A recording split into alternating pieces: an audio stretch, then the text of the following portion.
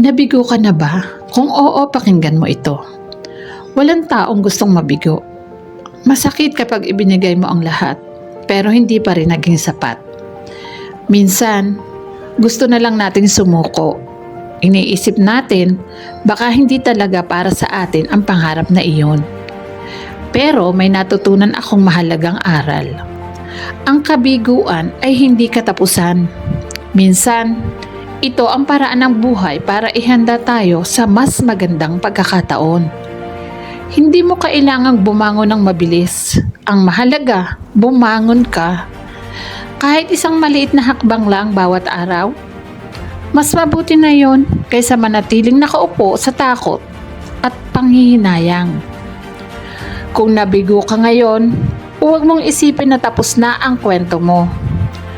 Baka ang kabiguang ito ang simula ng pagiging mas matatag mo, mas matalino at mas handa sa mga darating na tagumpay.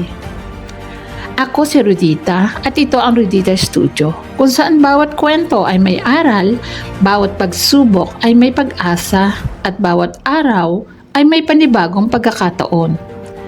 Kung naniniwala kang pwedeng magsimulang muli, isulat mo sa comments, babangon ako.